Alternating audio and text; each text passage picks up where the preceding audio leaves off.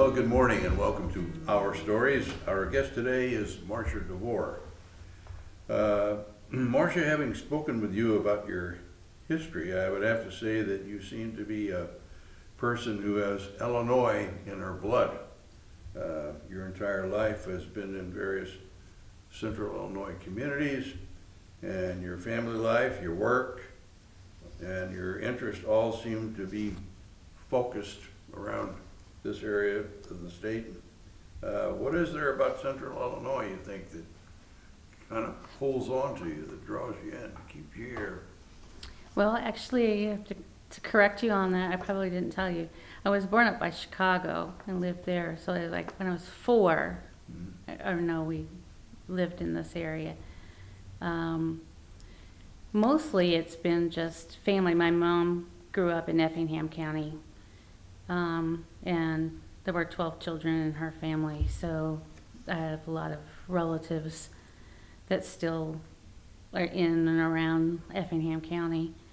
My parents ended up moving with my siblings to Ohio when I was, I guess, the end of my junior year of college.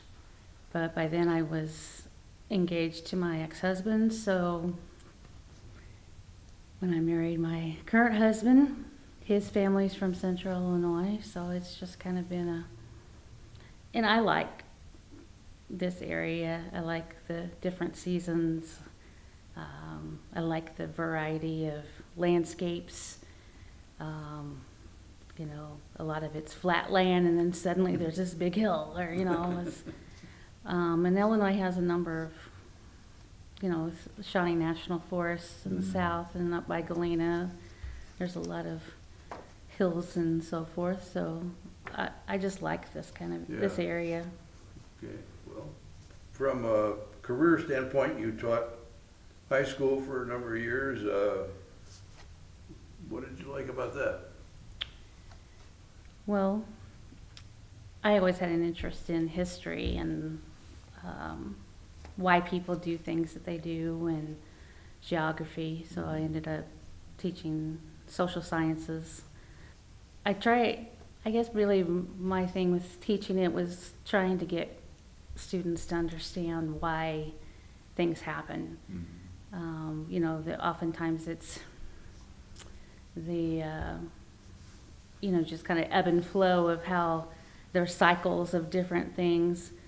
My husband and I were talking the other day about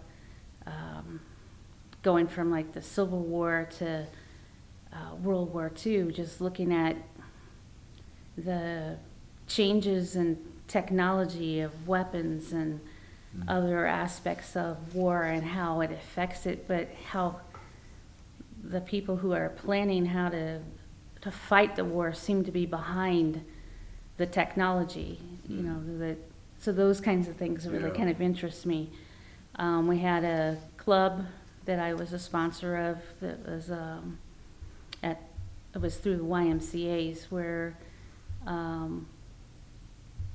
the kids would set up a bill group, come up with a law that they thought needed to be done, and then we'd have little committee times through the year where they try to get people interested in there and kind of rework their laws. And then we spent a weekend in Springfield using the Capitol building, and they got to go down in the House and Senate floors and argue their bills and use committee rooms and so forth. And it's just interesting the way that kind of brings things to life for students. You gave them some real first-hand experience. Yeah, and those are the things that I liked. Yeah. That kind of it's all these different facts, but how do those things affect what has occurred or what will occur? That really interests me. Yeah. What led to your making the change then to going into work at ADM? Well, when I remarried, my husband lived in Springfield, worked in Springfield, and so we moved over here. I moved over here with my children.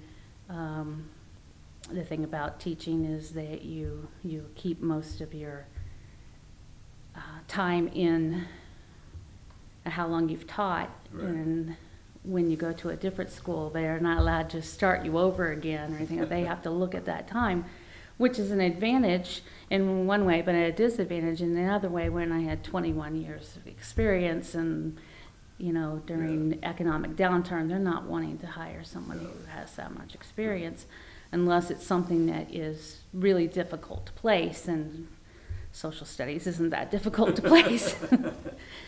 So I had to kind of look at different things. Sure. Did a number of different things, and actually a fellow church member got me on as a contractor at ADM, and so I've been there as a contractor or as an employee for 10 years now. It's interesting. I like learning new things and doing different things, and I get to talk to adults, so that's nice. Yeah. And I would imagine that you're, with having some children with some health issues, that probably you're, working with them to teach them from home seemed to really kind of fit for their needs and your interest, and work pretty positively for you.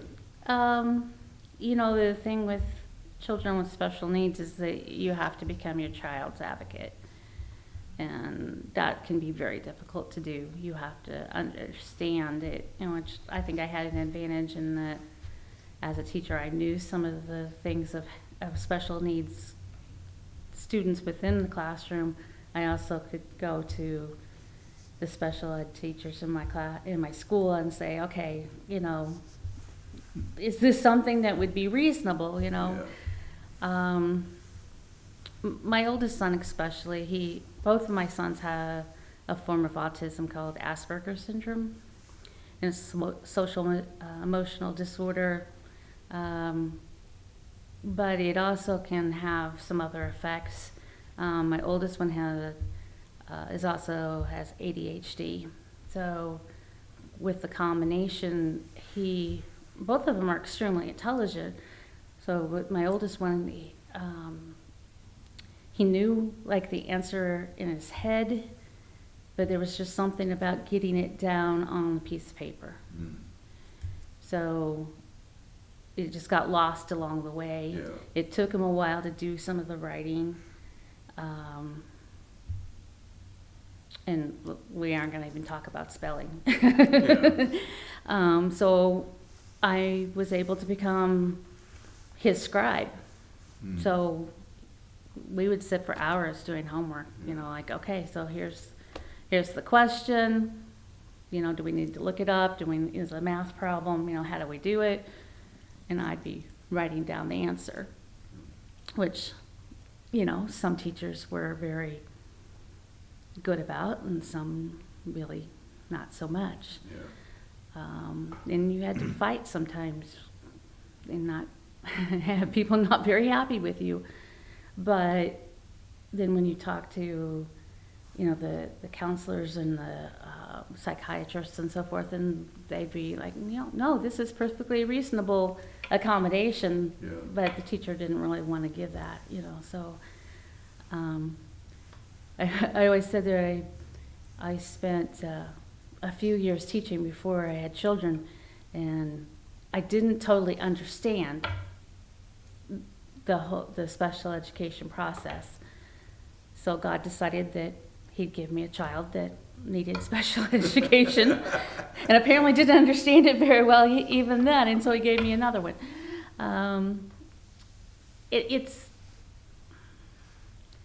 I think, you spend too much time looking at it from your point of view of someone who doesn't need special help within school, and so you don't see why that needs to be done. But, he'd come home, and he'd have free time before I got home, and then we'd spend the rest of the evening trying to get his homework done, trying to get him to remember, 20 spelling words that he never managed ever to remember how to spell, and Yeah. math problems. You know, that's not, there's something that's kind of cut off there that needs someone to Yeah. step in and go, okay, now we need to do something a little differently. I mean, you wouldn't want a parent doing the homework for the child, but I wasn't doing the homework. I Yeah. was like, okay, this is the problem. Let's talk about how to get it solved. Well, that's, you know, perfectly reasonable, but it's not always that easy to accomplish within school structures. I Yeah. know that, so. It's definitely something that's a bit different. It was a bit different for me, but he had a lot of good teachers. That there were just those few that you remember that you really had to struggle with, or you had to just go, okay, well, I need to have conference with all his teachers. Well, moving to another area of your life, you've been a member here at First Pres for about 2 decades. Mm-hmm. What do you find meaningful for you and your family here that is really a draw for you? I like all the different opportunities to participate and be a part of it. I mean, most of my life I've disliked just sitting back and allowing things to happen. I'd like to be a part of. Mm-hmm. I like to sing. I don't sing well, but I like to sing. So choir has always been, I tried the handbell choir. I can't read music, so it was difficult. You've also been involved in JCs. What kind of things have you taken part of there?